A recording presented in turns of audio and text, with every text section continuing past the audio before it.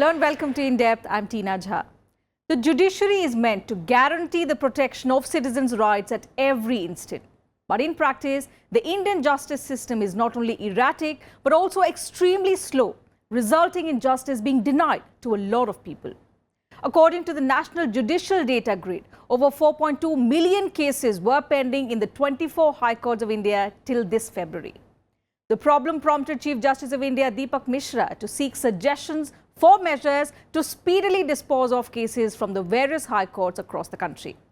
The Chief Justice of India has also recommended that the arrears committee of each high court meet at least once a month, saying that this will help in monitoring the progress of old cases. How exactly will this mechanism work? How will it help the Indian judiciary in overcoming its shortcomings? Let's try and answer some of these questions in today's In Depth.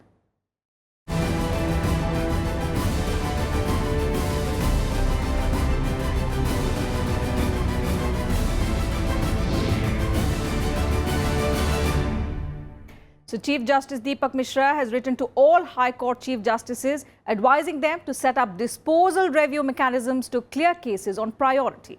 He has also recommended that High Courts take stock of cases filed and disposed every month in lower courts as well.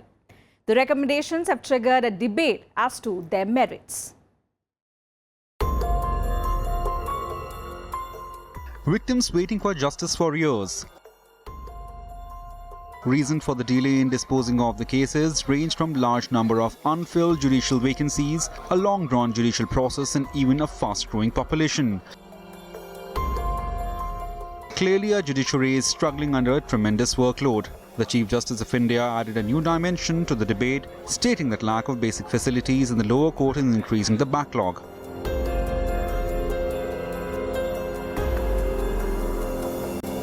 He has asked high courts across the country to suggest measures to end the pendency and fill up vacancies in the subordinate judiciary. This issue that the CJI has spoken about pendency and backlog of cases, is not a new issue. And in fact, the Supreme Court, High Courts have deliberated upon this multiple times. And in the past, to deal with this issue, we've had arrears committees in every High Court and in the Supreme Court as well, which is supposed to look into this question of backlog and delay and how best to get rid of the backlog of cases. According to the National Crime Record Bureau, lakhs of people lodged in jail are waiting for the police to be heard. Thousands are in jail for petty crimes and have spent more jail time than required by law. On 31st December 2016, there were at least 18,000 women prisoners in central jails across the country. Of them, hearing in cases of 6,328 women had not even started in courts.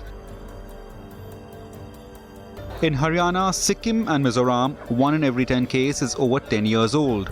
In Gujarat, 4 out of every 10 cases are at least 10 years old. In Uttar Pradesh, 44,500 cases are disposed of every month, while in Karnataka, 34,000 cases are disposed of per month. You have to look at the infrastructure, the quality of judges being appointed, the facilities that they get, and of course the vacancies being filled up. So these are the issues which need to be taken up all together, so that justice delivery system is geared up to meet the challenges of these huge backlog which is pending all over the country. On an average, there is just one judge for 73,000 people in the country. In contrast, the US has a judge for every 13,000 people. The situation is much worse in Delhi, that has only one judge for 4,93,000 people. In Delhi, an average of 1,450 cases are pending for each judge. Uttar Pradesh has highest number of pending cases in India, with 2,500 cases pending per judge in the state. In West Bengal, the number of pending cases per judge stands at 1,963, while in Kerala, there are 1,881 cases pending per judge. Given the current situation, it will take several years for all the existing cases to be disposed of, even if the courts and all the judges in the country work day and night, even if a single fresh case isn't filed. Bureau Report, Rajya Sabha TV. People spend years waiting for justice at the doorsteps of courts, but often end up without getting justice. The lawsuits are increasing by the day, and there is no solution to deal with the backlog.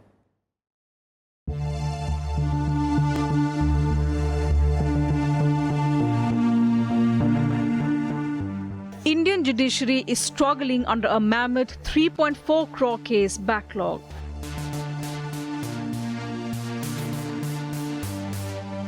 In the lower courts, 1 in every 10 criminal cases has been pending for over a decade.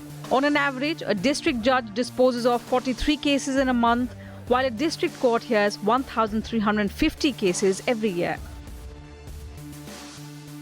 One of the things that could be looked at, or one of the things that's important to understand when we are trying to understand the problem of why so many pendencies, or why is there so much backlog of cases, is to look at listing practices across high courts, across even the lower courts for that matter, to understand how exactly are cases placed before a judge, on what basis, how many cases in a day is a judge hearing.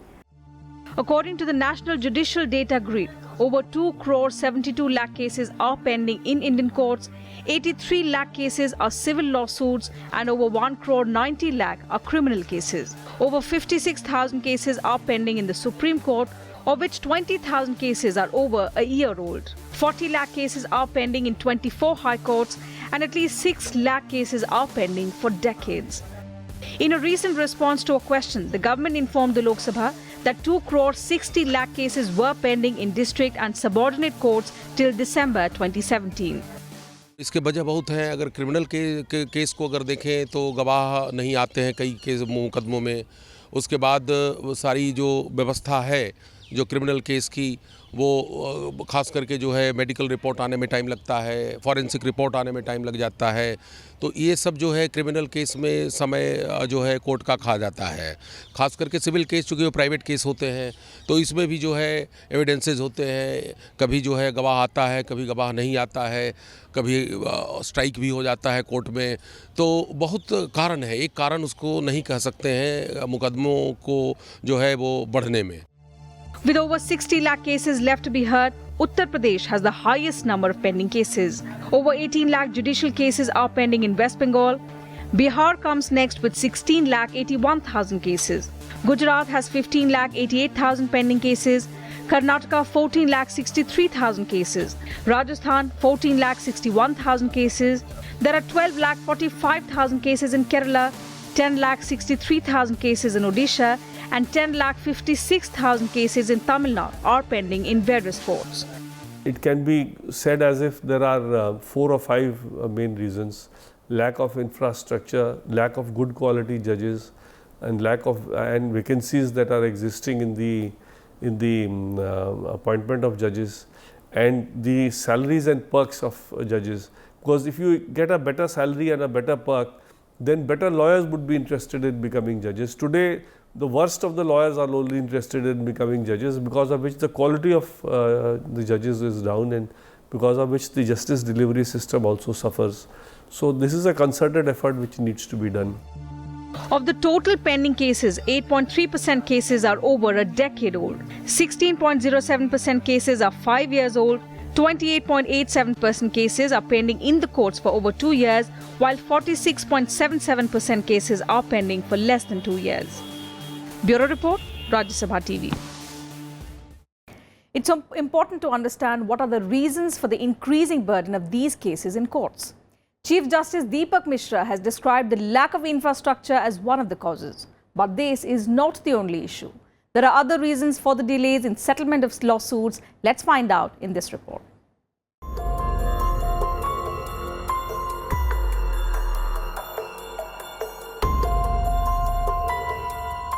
Reasons for delays in disposal of lawsuits include an increasing number of states and central laws, mounting number of appeals, shortage of judges, delay in hearings of cases of common civil rights in high courts, increasing appeals in high courts against orders of quasi-judicial bodies, the petition for the revision and appeal in a case, continuous adjournment, indiscriminate utilization of writ rights, inadequate monitoring cases, difficulties in tracking trials, and above all, the lack of infrastructure in courts. The main reason why there is a delay in disposal of cases is, I would say, basically fourfold. That there is not the will to decide cases, not the capability to decide cases. Then there are not enough facilities for judges, lack of infrastructure and vacancies in judicial appointments.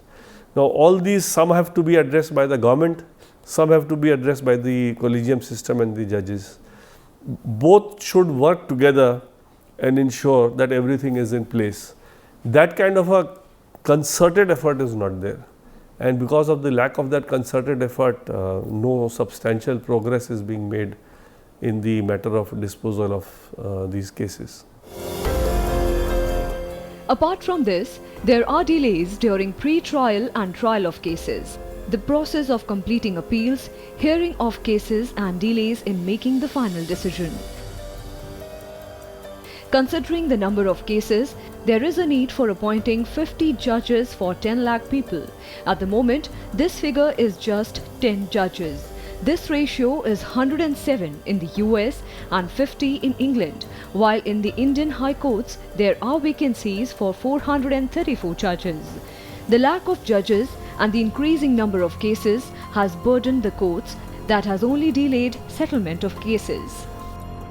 Have a certain number of backlog cases listed, they're listed along with regular matters that are being heard. So the judge doesn't have enough time to finish hearing regular matters and thereafter go on to backlog matters. So they keep getting adjourned or they keep getting pushed back into the system. So this is this also ties into the fact that lawyers know that the system works this way, so they necessarily don't always prepare for these backlog cases and come, and therefore ask adjournments, and adjournments are given quite liberally in many courts as well. So then we notice that this creates a system where backlog cases continue to exist. Apart from corruption, there is a long, costly judicial process and delays in delivering decisions. As far as pending cases are concerned, the Supreme Court has 60,000 cases waiting to be disposed of. 38 lakhs are in the High Courts and 2 crore 30 lakh in the district and subordinate courts. In Delhi, there are so many cases pending that even if 5 minutes is given to each lawsuit, it will take 466 years to settle all the cases. सबसे बड़ा जो infrastructure है हमारे यहाँ उतना अच्छा नहीं है. नंबर 2 जो है वो जो हमारे यहाँ जजेस होने चाहिए जितना वो नहीं है. तीसरा जो चीज़ है जो एडवोकेट्स हमारे पास हैं वो उनकी जो एक क्वालिटी होनी चाहिए जो न्याय व्यवस्था को त्वरित गति से जो है वो किया जाना चाहिए, वो हमारे पास कमी है. There is a need to rectify the judicial system in the lower courts to speed up trials. Experts say that maintenance of courts, their resources, proper facilities in court premises and continuous hearing of cases are necessary. Apart from these, there is a need to accelerate civil and criminal hearing. The hearing and disposal of these cases takes a lot of time. In many criminal cases, the decision comes when the person has almost completed his sentence. Similarly, in the civil cases, the second or sometimes the third generation receives a final decision. Lack of infrastructure, lack of good quality judges, and lack of vacancies that are existing in the appointment of judges, and the salaries and perks of judges. Because if you get a better salary and a better perk, then better lawyers would be interested in becoming judges. These rising cases of delay in judgments indicates that our judicial system is in a state of collapse. This is the reason that the President, Prime Minister and Chief Justice have also started expressing their concern over this. Bureau Report, Rajya Sabha TV. And time for a very short break on the program. We'll be right back.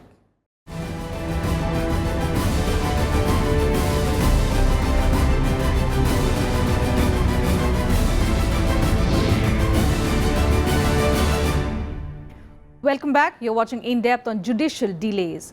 Lok Adalats were set up across the country in an attempt to clear up the backlog of cases. Lok Adalats encourage parties to settle cases outside the formal court system. In the last 2 decades, crores of cases have been settled through these courts. Let's see how this often overlooked mechanism offers a fast and hassle-free form of dispute resolution.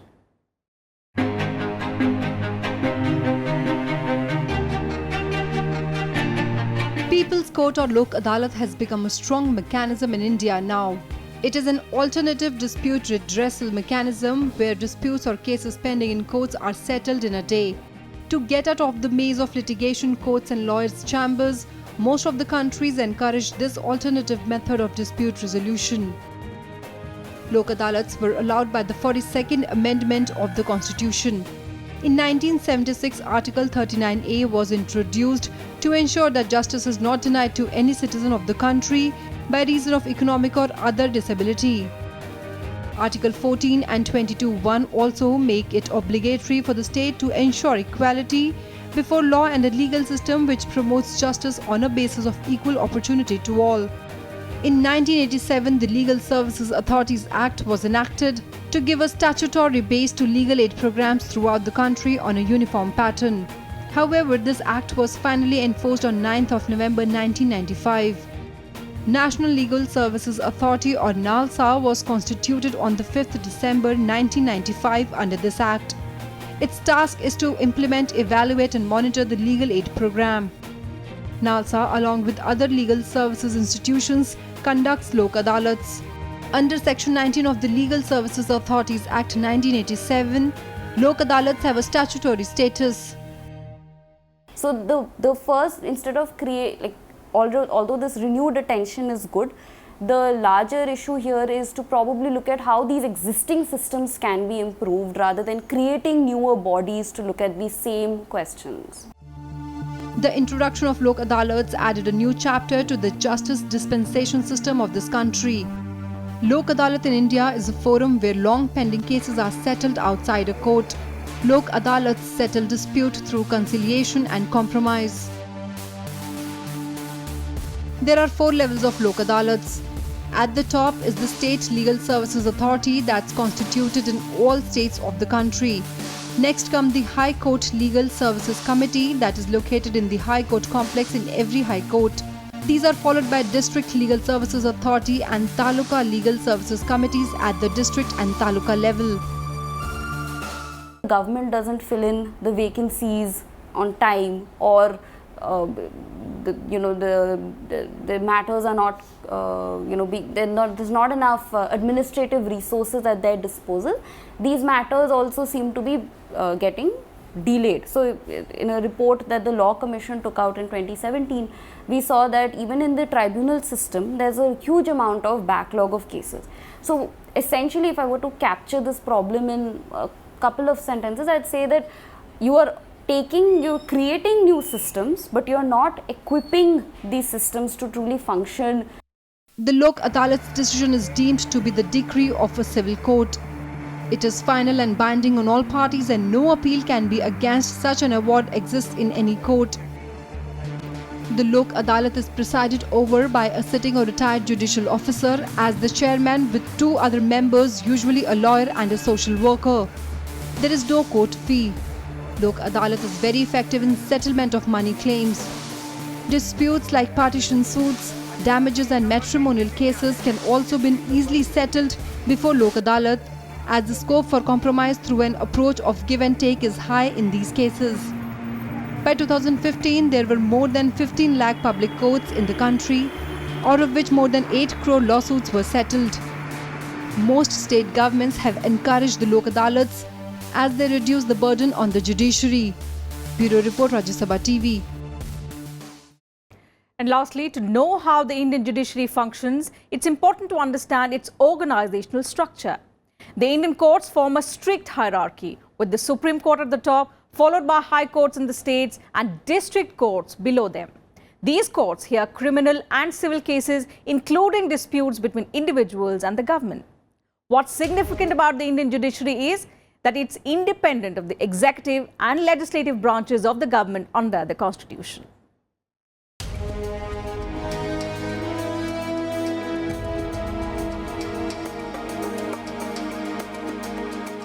The Constitution provides for a single, integrated judicial system. Under this, the Supreme Court is the highest court of the country. Below it are the high courts at the state level and district courts at the local level. The subordinate courts work under the high courts. The Indian judiciary also acts as the interpreter and protector of the Constitution. It is also the guardian of the fundamental rights and freedom of people. Well, civil case goes before a civil judge and then goes before the district judge and then comes to the High Court and Supreme Court. Similarly, criminal case goes before a magistrate, then before the district judge and then High Court and Supreme Court. Some of the serious offences go straight away for sessions trial. So, if they go for sessions trial, then they go from sessions to the High Court and then Supreme Court. So, this is the basic structure of as far as civil cases are concerned, some states have original jurisdiction even with the High Court. So, in High Court, if you have a original jurisdiction, then there is a letters patent within the High Court and then Supreme Court. So, it differs from state to state. The Supreme Court is the highest judicial tribunal in India. All courts in India are under the control of the Supreme Court. The High Courts have jurisdiction over a state, a union territory, or a group of states and union territories. Below the High Courts are a hierarchy of subordinate courts like the civil courts, family courts, criminal courts, and various other district courts. In each district, the highest court is that of the district and sessions judge. The district court is presided over by one district judge who is appointed by the state government. The district judge is also called Metropolitan Session Judge when he or she is presiding over a district court in a city designated as a metropolitan area by the state government. In addition to the district judge, there may also be a number of additional district judges and assistant district judges. Three-tiered judicial system in the country. We have the lower courts, which is basically at the district level. Then you have your high courts at the state level, and you have the Supreme Court, which is at the apex level. And under this district court, there are many subordinate courts as well, like your chief judicial magistrate, your judicial magistrate. All of these judges are below the district judge. Now, both criminal and civil matters they enter the system essentially through the lower judiciary. The subordinate courts covering civil cases are considered as Junior Civil Judge Court, Principal Junior and Senior Civil Judge Court, also known as sub-courts. All these courts are treated in an ascending order. Besides, there are also courts of small causes for metropolitan cities and Munsif's court. Commercial courts are also established at the district level to resolve commercial disputes valuing 1 crore rupees and above. Besides, there are also specialized courts and tribunals to reduce the burden of pending cases, such as the Debt Recovery Tribunal, Consumer Court, Family Court, Labour Court and Motor Accident Claims Tribunal. पिछले कई सालों से मेडिएशन की व्यवस्था की गई है हमारे देश में कि कोर्ट के बाहर जो है केस को ख़त्म करने की, और निश्चित रूप से हर हाई कोर्ट, लोअर कोर्ट और इवन सुप्रीम कोर्ट में मेडिएशन सेंटर है, जिसके माध्यम से केस को त्वरित ढंग से जो है वो ख़त्म करने का प्रयास किया गया है। और निश्चित रूप से इसके रिजल्ट भी आ रहे हैं, लेकिन जितना अपेक्षित रिजल्ट है वो नहीं आ रहा। Village courts compose a system of alternative dispute resolution. Also called Lok Adalats or Nyay Panchayat, it is a system of dispute resolution at the village level. Nyay Panchayats constitute a Sarpanch as its head and few Panch members. Nyay Panchayats are endowed with functions based on the principles of natural justice. The procedure laid down for trial of cases has been designed to avoid delays and technical difficulties. The procedure followed in Nyay Panchayats is very simple and informal. Bureau Report, Rajya Sabha TV.